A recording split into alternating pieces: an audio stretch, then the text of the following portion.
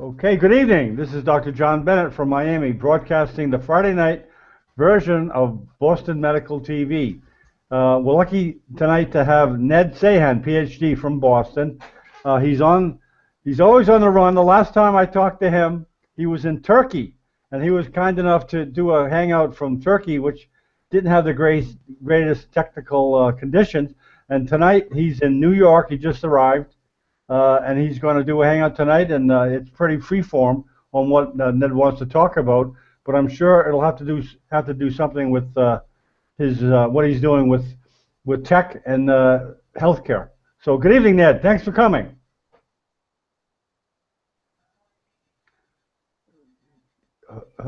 Good evening, Ned. Can you hear me? Whoa. Well, Hello, Ned. We're having a little tech here. Can you hear me now? Can you hear me, Ned? Hello? Hello, can you hear me, Ned? It's going in and out. Yeah. Well, I can hear you. Okay, I can hear you now. Okay, Ned. Welcome here. Welcome to the show. Thank you. Thank you. And it really was wonderful to talk virtually in Turkey, as you mentioned. And then, what a coincidence, when I was at a conference in Florida that you just happened to be there, I happened to be, and we reached out to each other. And I just want to call out what a wonderful conversation that was, and what a convo happens. I'm working on wearable brain monitoring, and there was such a great and help people who've had so forth. But I just want to double sound check here now. Can you hear me better? Yes, I can hear you fine right now. Great. Well, I want to thank you not just for having me on the show, but I really want to thank you for doing this. And as this is one of the early shows, I wanted to call out what a good and timely thing it is to bring together technology and medicine, of course, in this way of broadly that Google has given us, that, specifically in and around Boston. And because, again, it's one of the early shows, I just wanted to talk a little bit about being in Boston and what it's like to be a tech entrepreneur, medical tech entrepreneur in Boston. And it's not to brag about the great Boston. It's just, it's a timely, it's a convergence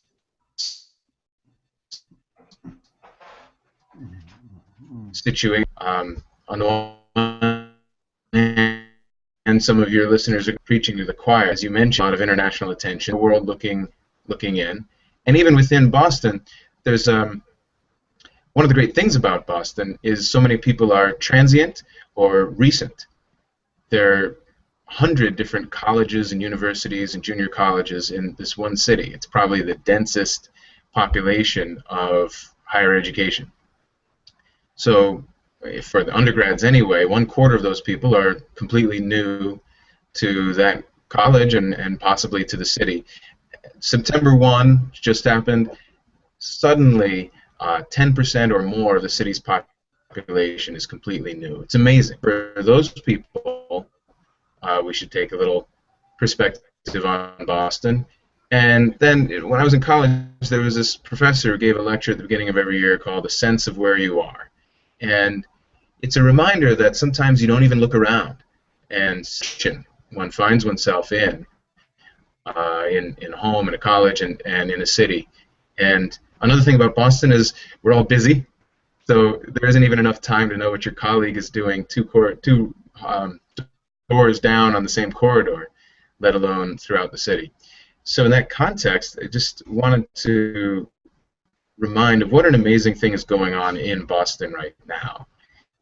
And of course, there are all the hospitals. The Harvard hospital system is burgeoning as ever, and divisions or units for telemedicine, for connected health, for wearable technologies in health at each of the major teaching hospitals. And then around the hospital system, then of course, as I mentioned, some notable ones like MIT and Harvard and BU and Tufts and Brandeis and so many others. I have more familiarity with Harvard and MIT, having done grad work there. But each one has divisions or departments or institutes on some aspect of healthcare technology right now. And my inbox this time of year looks, because of the number of lectures, seminars, conferences, and so forth that I have to turn down that are continually happening. This coming weekend alone, for instance, there's this big data conference, 3 days. It's going to be amazing. There's a resting state brain network conference. I happen to be a neuroscientist, and 5 others. Of course, I can't attend them all. And this is what's going on now. But importantly, that's the medical and academic. But what's really happening more so in the last 5 years is the startup culture. When I left, basically, MIT campus, one side of MIT campus, I left after my master's and PhD, and still at that time, there were a couple good restaurants, maybe, and a bunch of derelict warehouses down a couple of the streets. And now there's steel and glass towering pharma, and to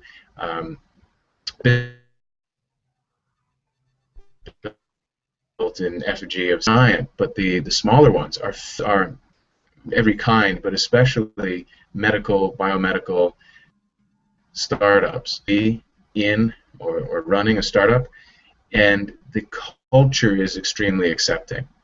They're incubators, accelerators, co-working spaces, you name it, hack spaces. There's a maker culture about physically putting things together, 3D printing things. There's a software culture of rapid innovation cycles and feedback cycles.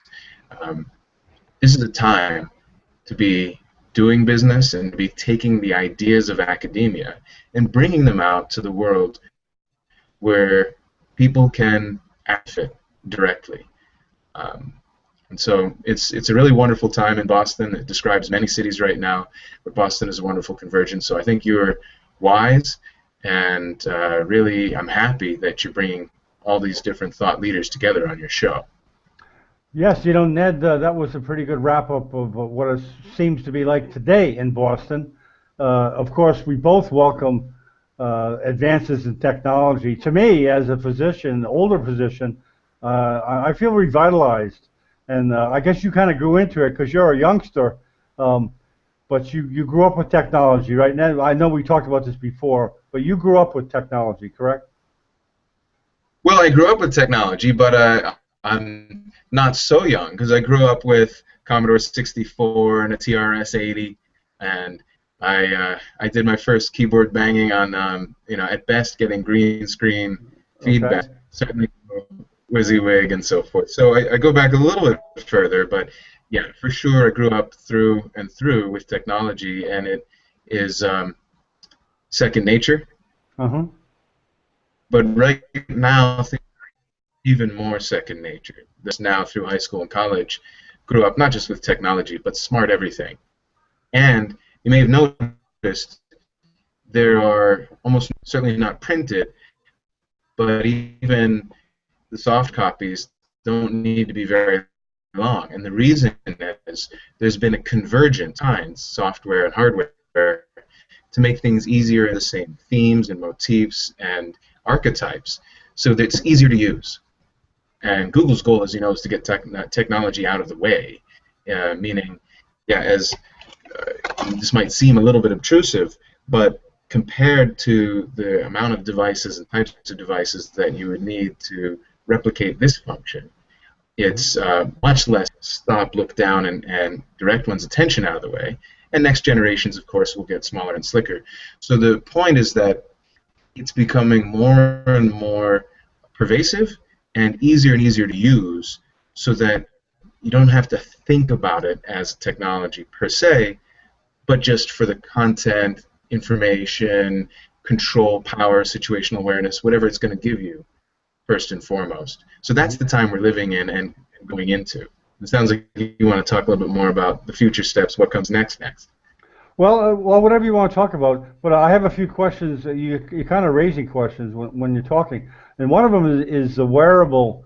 I know that Google Glass is considered to be a wearable, but do you find that in Boston, the general person is starting to use wearables more than most cities? You know, like sensors for measuring. You know, joggers wearing the Fitbit and et cetera, et cetera. Do you find there's more of that in Boston amongst the general populace?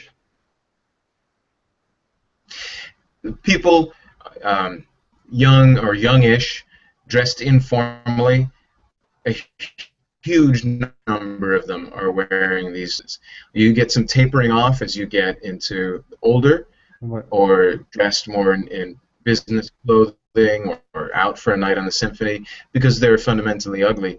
But they more, which means the value proposition is eclipsing the stigma and the lack of style. So that value proposition is being sought out even by what I would consider, how do you say, just to look at someone, but not someone who looks like they're technology-centric, just based on other aspects of it. And that appeal has to do with the value that's being given, not the form factor. I think the form factor is the problem, it's in the way, but the value is maybe getting control over one's life, having access to information that one otherwise never could have, and predicting the future.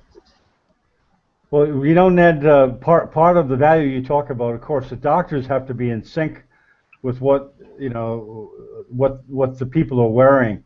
And of course, if they're not pushing it on the patients, not pushing it, but I mean working with them to kind of like encourage them to wear wearables so that they can monitor more closely their conditions. I'm sure the Boston community is probably more advanced than most cities amongst the medical community in using the tech, using the wearable tech, or encouraging the use of wearable tech amongst their patients. Absolutely. And there are quantified self meetups that are huge. They fill huge rooms. That's the extreme version. People who log everything, even their daily personal habits. Right. And just for general fitness, doctors are, as far as I can tell, emulating the behavior and encouraging the behavior. What we need, though, is centralized resources and clearing houses to the patients, because we need more things that are patient-centric. Okay. That's the buzzword. What does that mean? Well, it's just something you're supposed to say, and then you get some brownie points and you move forward. No, but I really mean it. And how does that play out? Many innovations right now in medicine and wearables for the healthcare system focus on the healthcare system itself. Getting electronic health records into the doctor's eye, getting the right information for the surgeons, cuts correctly. I mean, of course, this is desperately important. Mm-hmm. And in doing so, we will give better care. But patient-centric means something else. It doesn't just mean better outcomes directly for the patients or better numbers on the hospital's spreadsheet in terms of how quickly you can discharge a patient or what their satisfaction rate might be. This is centering the experience in the life of the patient. Now, patient is a funny word. A person is the moment he or she is in the doctor's office and is highly impatient for the 3 or 4 hours waiting and then traveling to and from that interview. But is a person with habits and with ongoing data on their daily behaviors that are relevant to their health and their well-being, more importantly. So, yes, it's a patient when it's in that doctor's office, but the rest of the time, that person is behaving and happy or sad or eating one thing that they should or shouldn't, and getting data or not on how well they slept, whether they had a headache. And a patient-centric experience starts from that daily life. You're talking about the healthcare system. A patient-centric experience would be the following, for instance, to use a device like Google Glass to simulate a day at the hospital. Let's say this is the day you're coming in for a surgery. You're nervous, you're scared, you're unaware of what's going to happen. Maybe you're someone who's normally going to be completely not in charge, wearing a hospital Johnny and assigned a number. Maybe you're someone who actually feels already on the outside of the system, doesn't speak the host language very well, is unclear what's going to happen with insurance, let alone if they're going to make it home off the operating table. In both cases, it's a trying and scary experience. So a patient-centric experience in this case would be I, the patient, gets a box a day ahead, a week ahead. It's got Google Glass in it, and I go through a whole day fast-forwarded in video. So I prepare for what's going to happen. Even as I'm sitting there, lying there, I can rehearse, and I can rehearse the important points during the day, the scary points during the day.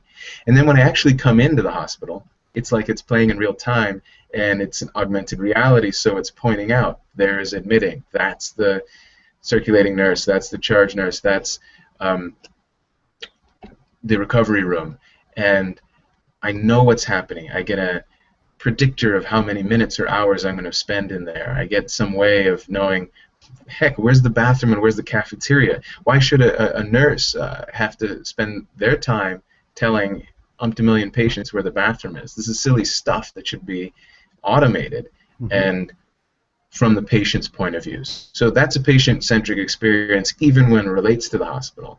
And then forget the hospital. What about all the other days of that patient, that person's life?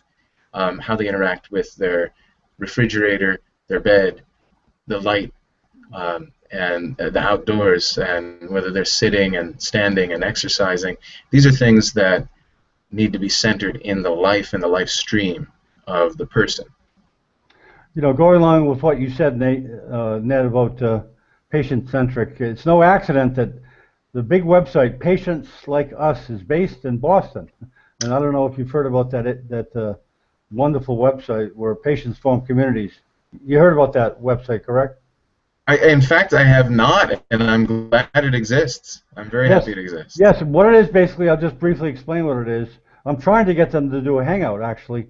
They're from Boston. A couple of brothers who had someone in the family had ALS and had a bad outcome, and they essentially were disappointed in what you were talking about, the support, the feedback between the healthcare provider and the patient.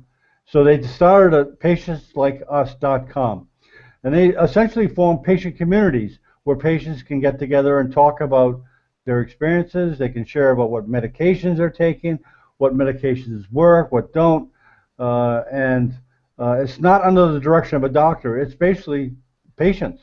So that kind of goes along what you were saying. Absolutely. No, that's wonderful, and I've had ideas along those lines, and to do that, to actually get data from each other in the crowd, people who have similar situations, conditions, concerns, and these online fora are just absolutely fabulous for that, so I'm glad that exists. Yeah, go ahead. I'm sorry. No, yeah. Yeah, there's I don't think I mentioned to you this before about Gordon Schlane out in San Francisco. He's just got a lot of funding for a platform he has called healthloop.com. And he's thinking along the same lines that you were talking about trying to connect the patient more consistently with the healthcare system. And he has this platform. Essentially, what it does is the patient will come in and see the doctor, and then the patient will be discharged, and they'll be given an email address of the doctor, or there's some type of communication between the patient and the doctor's office. So in other words, the patient just doesn't leave and is not seen until the next visit or going to the emergency room because he goes south, but on a daily basis, the patient is able to, they're sent emails automated, like you said about some things should be automatic.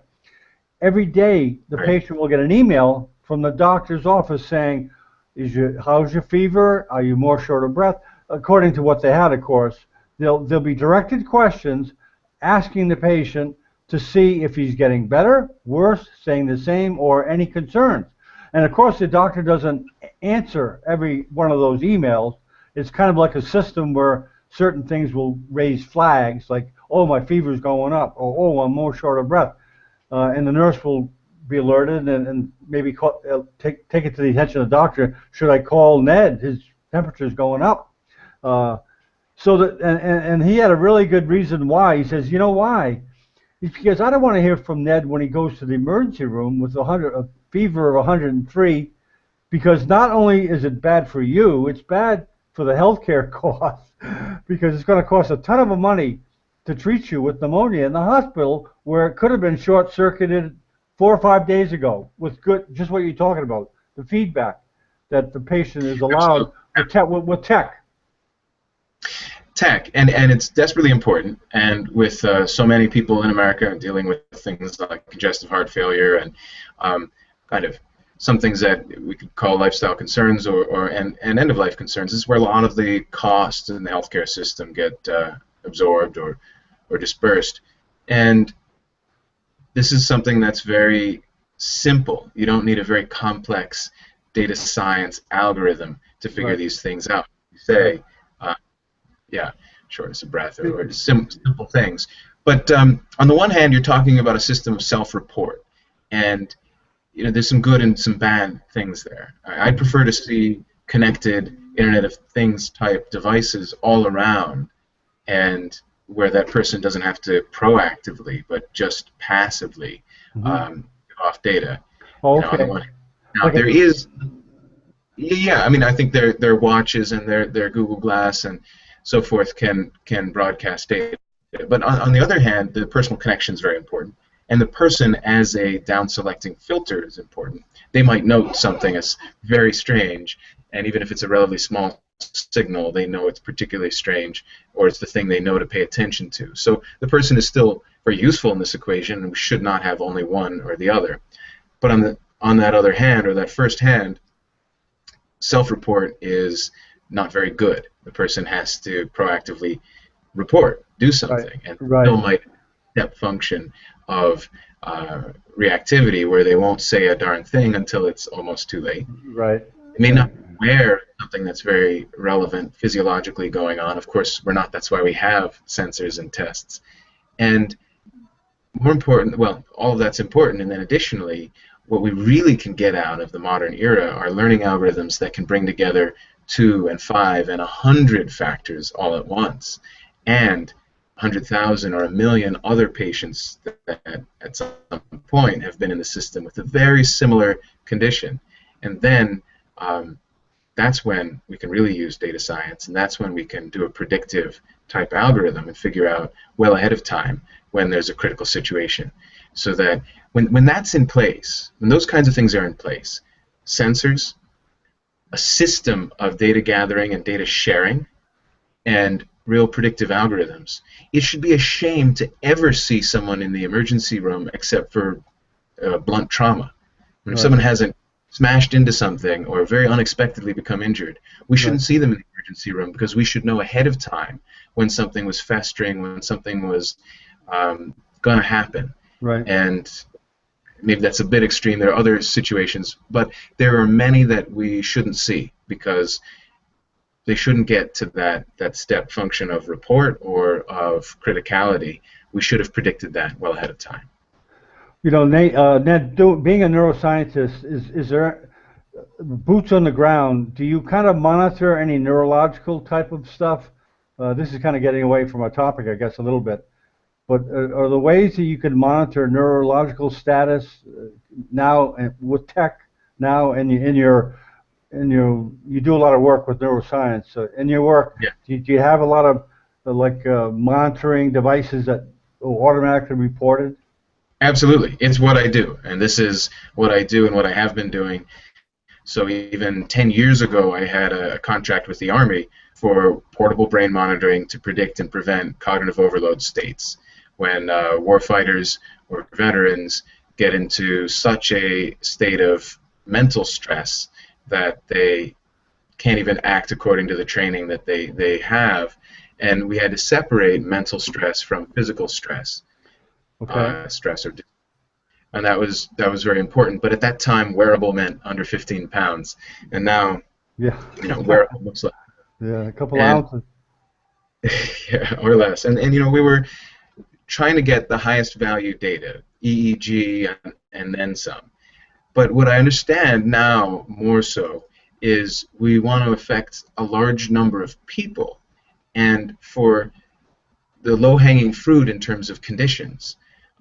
And we may or may not need high-resolution, multi-sensor EEG data, partly because the data are inherently noisy and low bandwidth, and we're not sure what they actually mean. Right. We don't understand the fundamentals of how the brain communicates with itself internally, part to part, cell to cell, and then that communication, imagine a million people in a room talking to each other. What we're doing is putting an ear to the door and listening to the din and looking at the envelope of fluctuations in that conversation, or maybe at one point everyone's clapping. And this is what we're getting from EEG. And no matter what, we won't be able to unravel the nuances of those conversations, the hierarchy of the groups within them. So that may not be the best way. We're right now working on portable brain monitoring using Google Glass and using some custom sensors in addition to the base hardware, but trying to get as much as possible out of the base hardware. And it's going well. It's very exciting. We have 2 active contracts, one with the Army and one with the Air Force.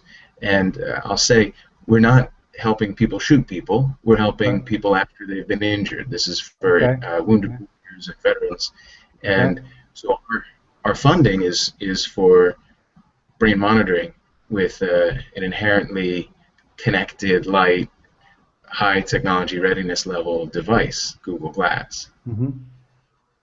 That sounds pretty exciting. Now, the glass itself, do you actually change the structure of it for the things you're doing with the armed forces, or is it simple out of the box Google Glass, or do they actually change things on it, the shape or whatever? Let's say, and we do change some things, and I can't talk about all of them, but the device as is quite good, and there's always a process in readying hardware for the armed forces that you can start with one form factor, and then if there's a knowable path to ruggedizing it, then you can prove out the functionality with a given device and have a pathway to ruggedize the components. But we have already worked quite extensively on ruggedizing it, and their interest is not only for their own selves, but because this is part of a larger program in the government, their interest is in helping us, a small company, make something that's useful, commercializable for the rest of the world. So if it has to do with brain injury, and this is something you and I talked about, of course, we are working on a brain injury related wearable system with this as the hardware and our innovations as the software. Well, that brain injury system should be usable if someone has been injured in a professional sporting accident or professional sport playing, or a car accident, or wherever else. One of the ways to make this relevant for a larger group, even than veterans and wounded warriors. And that's something that's in their interest. So they're very excited to have us able to use something that a company like Google has made, because it already conforms to so many standards of electronics devices, and because people know how to use it. So the training component is much easier. Well, you know, Ned, I hope you meet Albert Huang. He's a doctor down in Methodist Hospital in Houston, where he is an actual industrial engineer as well as a doctor. I couldn't believe when I met him. And he kind of tinkers with the glass and does different things with it. And I told Albert when I had him in a hangout, and I could send you the link, I said, man, you have a great future, because like you say, ruggedize for the Army but I think every niche in medicine is going to have their own, specs of the own changes, individualized for surgery, individualized for ophthalmology, because they all will have different demands and needs, and hopefully they can work closely with people like Albert in designing them. But I guess you guys probably had a designer with the Army, right? Well, absolutely. And so what's been wonderful is to create a team and have electrical engineering, software engineering, and systems engineering to bring them together, as well as industrial design. Wow. And I'm working with a company that has decades of human factors work with the military and with civilian clients, and with another firm that does design, industrial design. And so that work that we did for one application really should be usable for many, and that's the goal, generally speaking. So we're doing what you're mentioning, this Dr. Huang is doing, and we've developed, well, first of all, we identified what the common problems are of many people using Google Glass. Mm-hmm. I'm focusing on Glass because right now this is the most available and most likely candidate for a wearable that can be more than just a simple device, but it's a computer in and of itself. Mm-hmm. And many people have it by now, and many more will. Well, it turns out, whether it's an anesthesiologist or a medical student or a carpenter or a person working in an oil field, they have similar needs from glass. There's some similar shortcomings, and there's some similar ways in which they need that device to be ruggedized.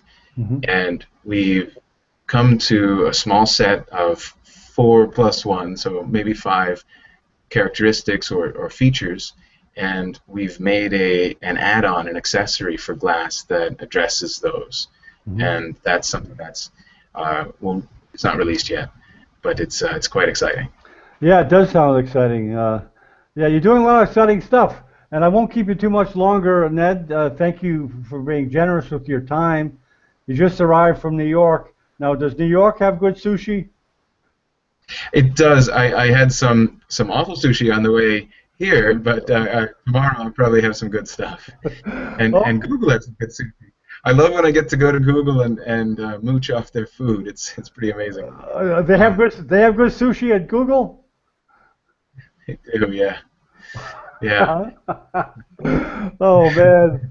Man, what a lucky guy. Well, Ned, thank you very much for coming out tonight, and we'll be staying in touch. Yeah, I look forward to it. And next time, we didn't even talk about autism at all this time, which is my main focus. So I look forward to talking about that more. Well, whenever you have time in your schedule, I know you're a busy guy, just shoot me an email and say, John, I want to do a show on autism. We're here. And again, you're doing so much for the medical community, the technology community, and now for Boston, our fair city. So thank you very much. Well, you know, we're both tech heads, Ned. It's really not work. This is my idea of fun. I don't know. Some people think I'm a little crazy, but what the hell. Okay, Ned. Have a good night. Thank you. Okay, yeah, good night. You too. Bye-bye.